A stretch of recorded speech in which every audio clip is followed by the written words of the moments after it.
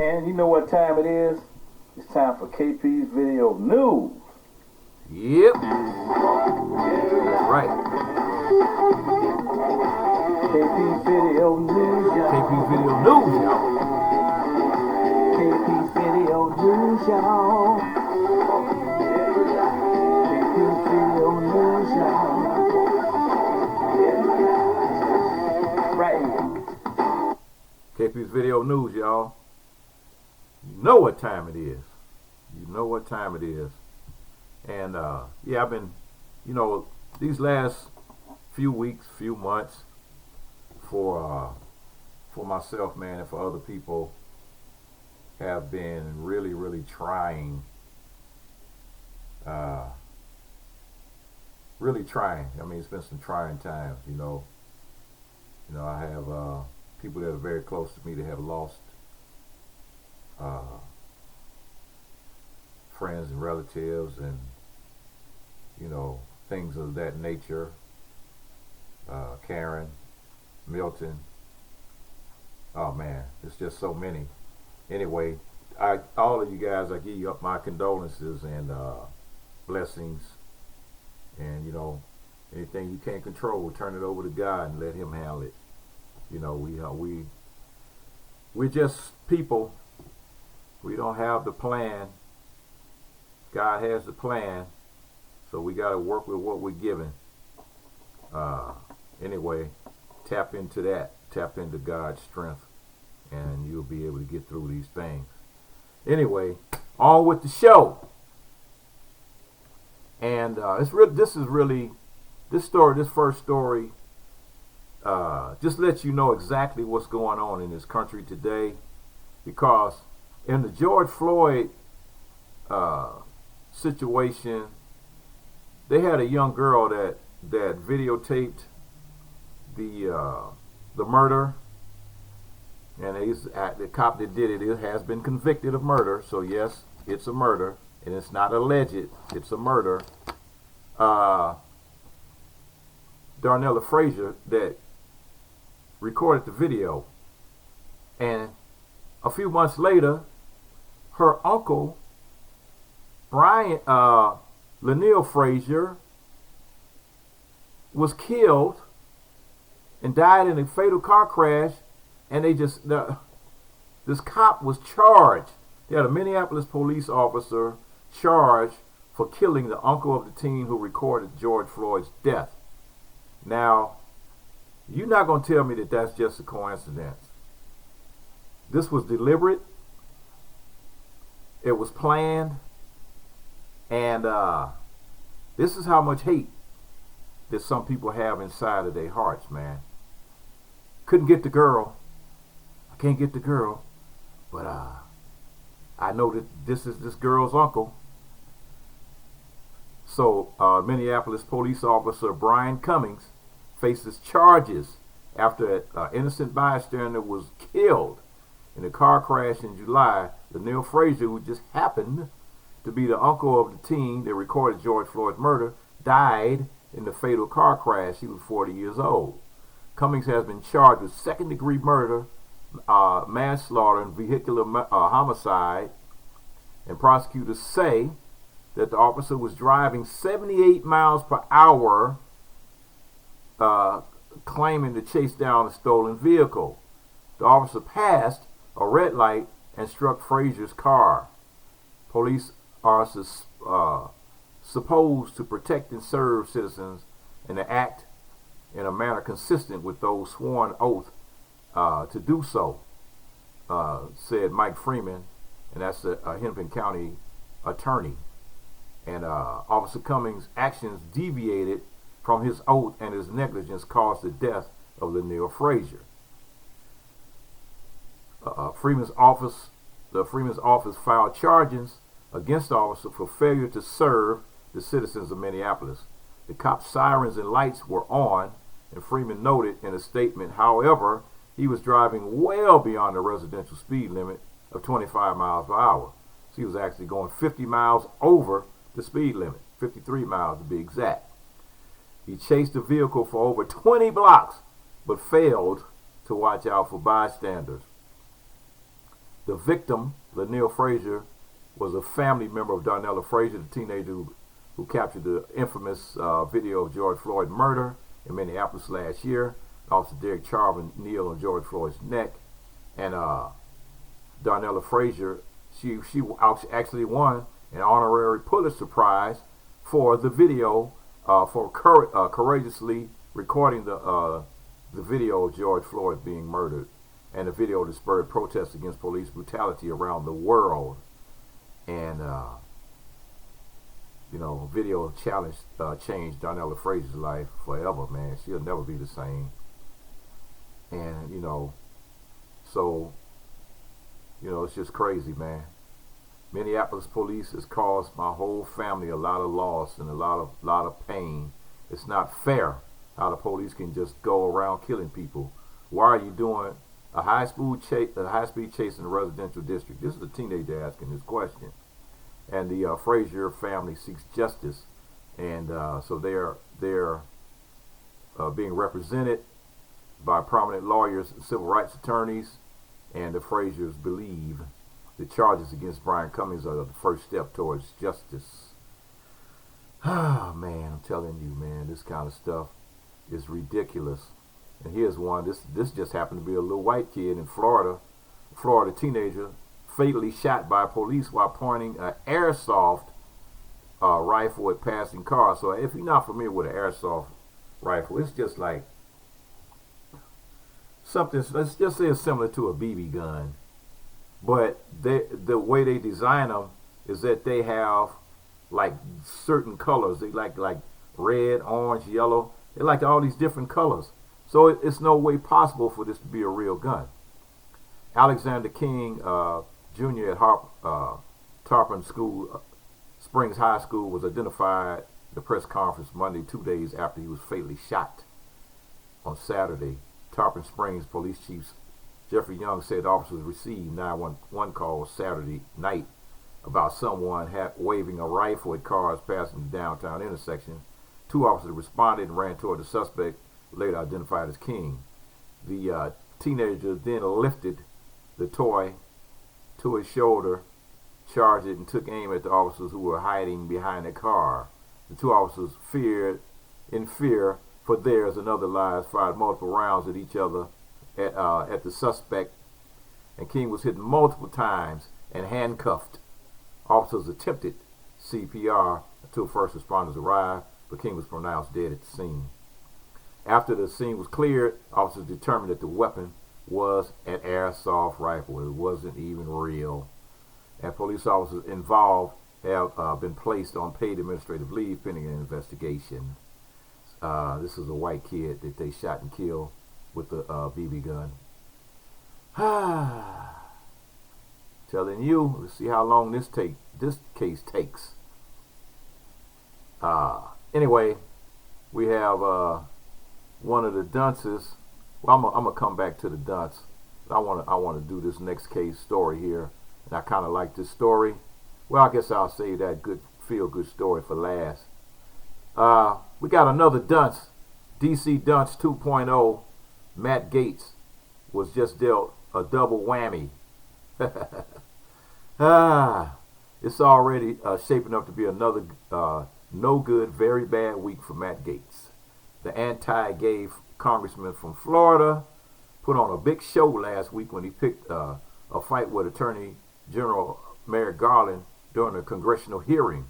But his theatrics were clearly just a thinly veiled attempt at trying to distract from the far more serious issues going on in his personal life.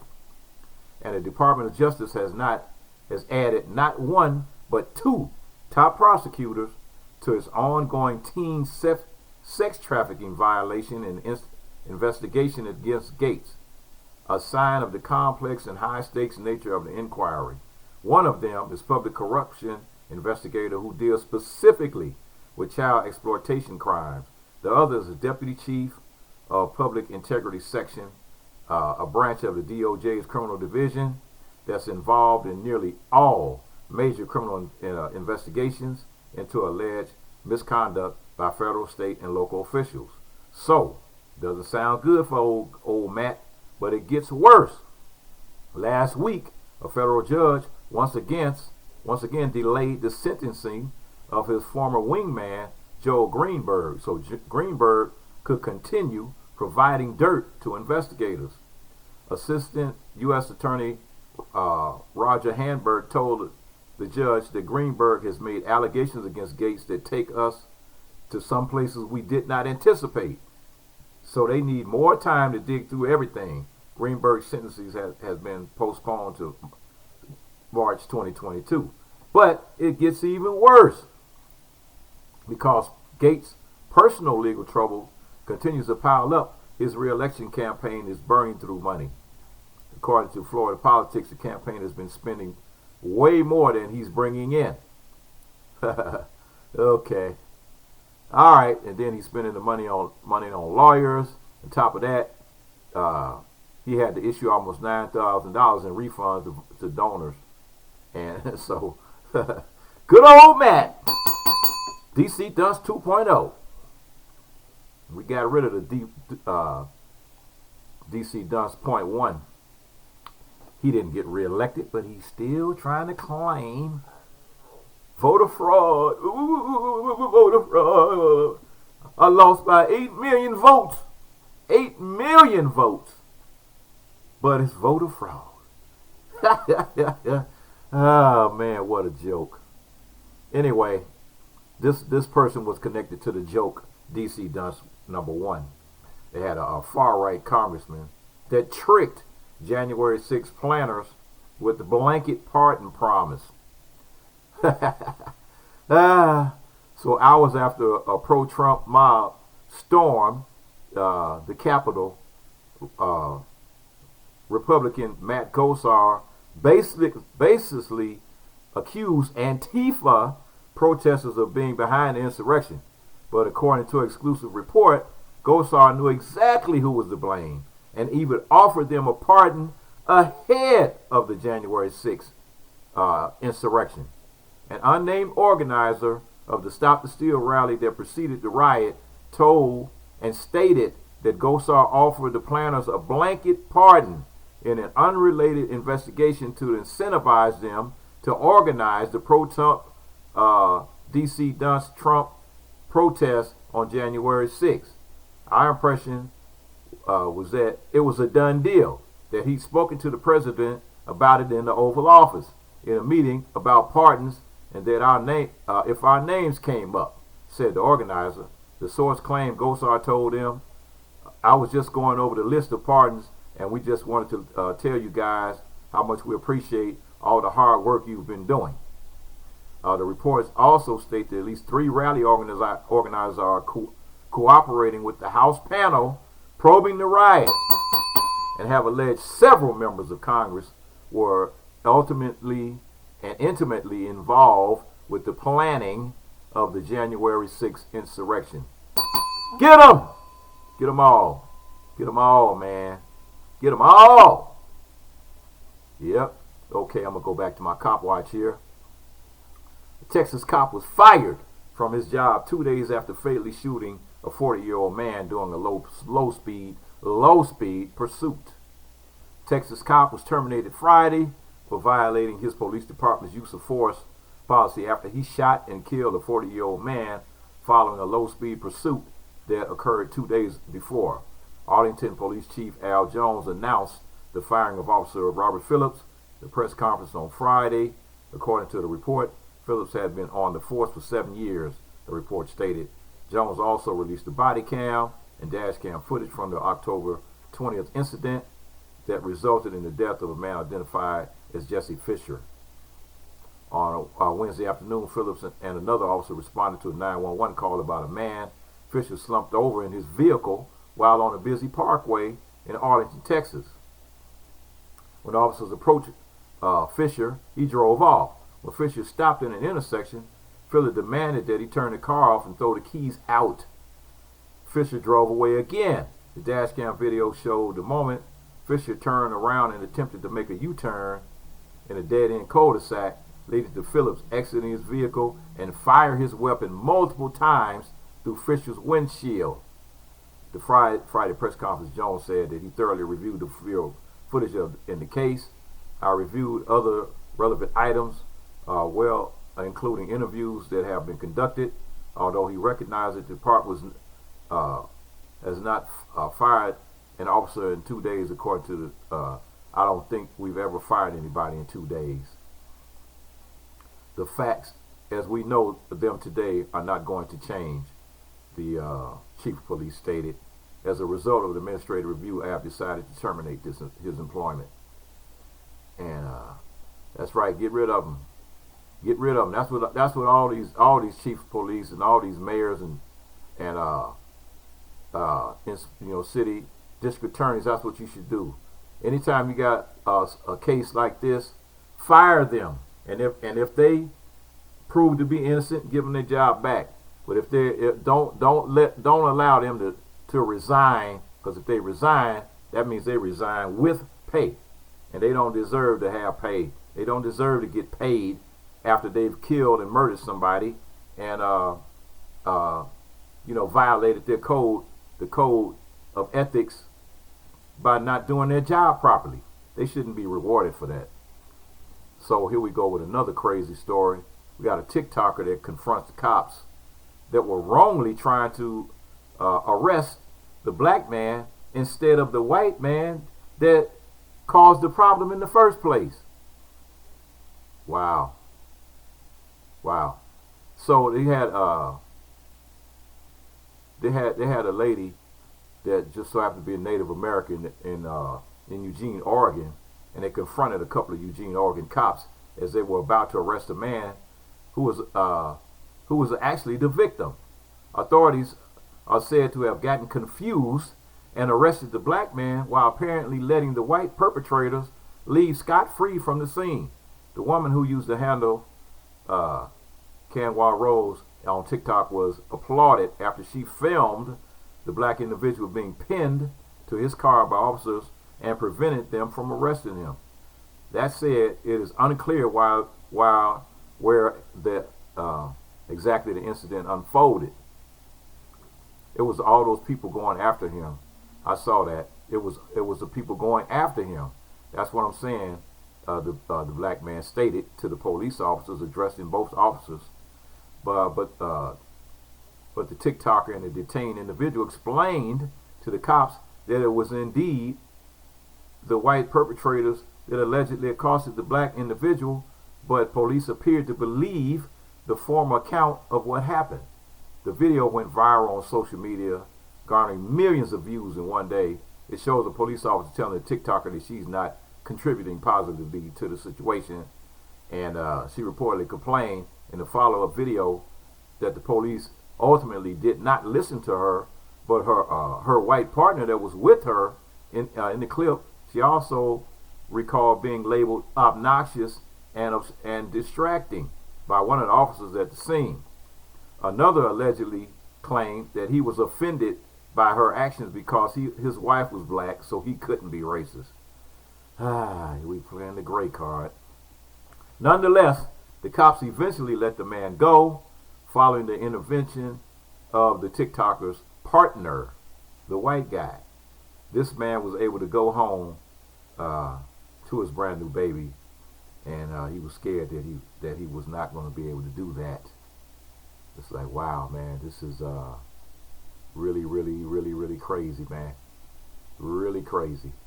So if it wasn't for her intervening, they was going to arrest the guy that was the actual victim. Eugene, Oregon. Some other places I can put on my list of places to stay away from. Okay, last story of the day. Feel good story. They have a monument to black soldiers erected in a Tennessee town that refused to take down a Confederate statue. And the statue is at the spot of a tree that was used to tie up enslaved people. Hundreds of people showed up for the unveiling of a statue honoring black soldiers of the American Civil War, installed across the street from a Confederate monument in a Tennessee town. Titled as March to Freedom, the bronze statue unveiled on Saturday at Franklin Public Square tells the story of the 1860 war, the horrors of slavery, and honors the black people who participated in the struggle to end it. The statue shows a soldier standing with one foot on a decaying tree stump, symbolic of the end of the tree of sorrow, which was used to tie up black people who were traded and sold and even hung from his punishment. It also features a pair of broken shackles, half buried in dirt, representing the idea that black soldiers are never to be chained again. The life-size soldier now stands in front of Franklin's historic courthouse and honors hundreds of African Americans from Franklin and Williamson County, with over 170,000 across the nation who joined the Union Army. It stands right across the street from the monument of Confederate soldier known as Chip.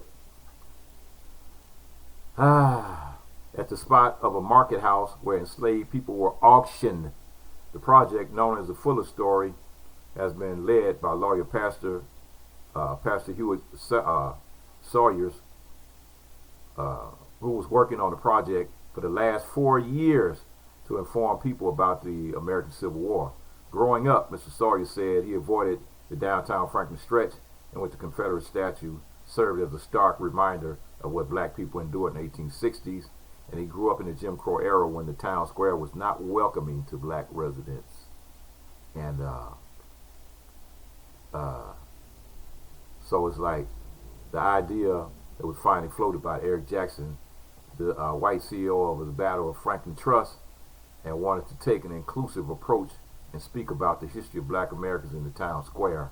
According to reports, Mr. Jacobson convinced Mr. Sawyers about erecting a new statue to honor the black soldiers instead of bringing down Chip. Wow. So that was like some kind of crazy compromise, you know, in order to you didn't want to take the Confederate statue down, so you put up a black statue. Okay. I don't know how I'm feeling about that. I kind of got mixed emotions on that one. Anyway, all right, folks, this is my t-shirt I got from Custom Made Sandar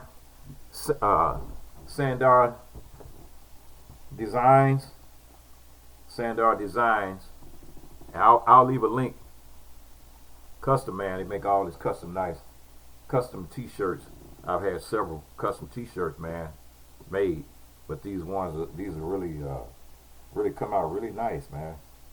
I'll leave the link for you to go, and you can email them and get in contact with them. Get your t-shirts made, folks. This is not a paid endorsement. This is just an endorsement, because hey, anytime somebody's doing wonderful work like this, I gotta share it. Okay, folks, KP Video News, you know who it is. And you know what time it is? I don't know. What time is it? It's time for KP Video News, huh? Know what time it is. And you know what time it is? You know what time it is. It's time for KP's Video News. Sandar Designs. Get your t-shirts. Get them while they hot.